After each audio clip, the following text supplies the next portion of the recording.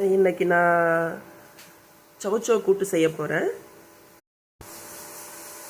அதுக்கு 3 சௌச்சோ எடுத்துருக்கிறேன். அதை பொடியாக நறுக்க போகிறேன். இந்த மாதிரி பொடியாக அரைஞ்சி வச்சுக்கணும். இது வந்து பிஞ்சு சௌச்சோங்கிறதால நான் தோல் சீவலை. முத்தி போயிருந்ததுன்னா தோல் சீவி தான் நம்ம கட் பண்ணணும். கடலைப்பருப்பு ஒரு 50 கிராம் எடுத்திருக்கேன். அதை நல்லா கழுவிட்டு அது கூட காய போட்டு அவிக்க வேண்டியது தான்.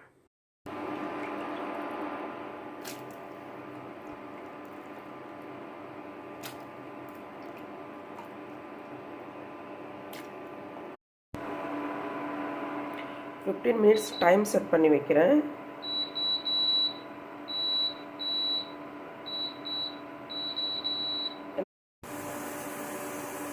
மரவள்ளிக்கிழங்கு வறுவல் செய்ய போகிறேன். சௌச்சோ கூட்டு மரவள்ளிக்கிழங்கு வறுவலும் மதிய லஞ்சுக்கு.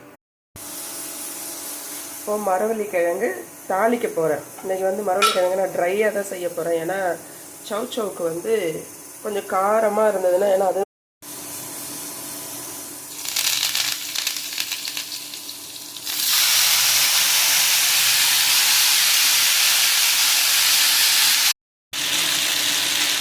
இதுக்கு கொஞ்சமாக தண்ணி, ரொம்ப தண்ணி விட்டால் குழம்பு போயிடும்.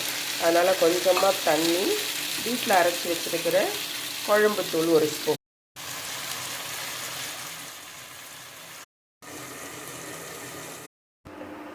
இந்த சௌச்சோ தாளிக்கிறதுக்கு வந்து 2 வெங்காயம் 4 பச்சை மிளகாய் கட் பண்ணி வச்சுருக்கேன்.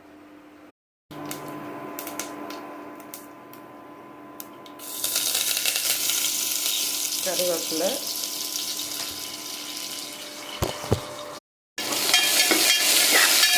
இதுக்கு வந்து வெங்காயம் பச்சை மிளகாய் வந்து ரொம்ப வதங்கக்கூடாது. பாதி அளவு வதங்கினா போதும்.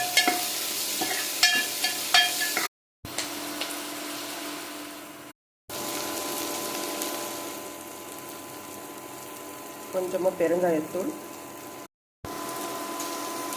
தேவையான அளவு உப்பு. நான் மஞ்சப்பொடி போட மாட்டேன். ஏன்னா பசங்களுக்கு வந்து இந்த இது ப்ளைனாக இருந்தால் பிடிக்கிறதுனால மஞ்சப்பொடி போட மாட்டேன். அப்புறம் காயை கொட்டி கிண்டி விட வேண்டியது தான்.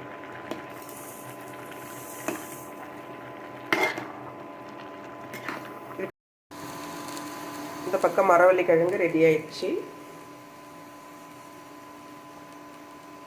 நல்லா ட்ரையாக ஃப்ரை ஆகிருக்கு பாருங்கள், தண்ணி இல்லாமல். இப்போது தேங்காய் அரைச்சி போட்டு கிண்டி விட்டுட்டா நான் ரெடி ஆகிடும்.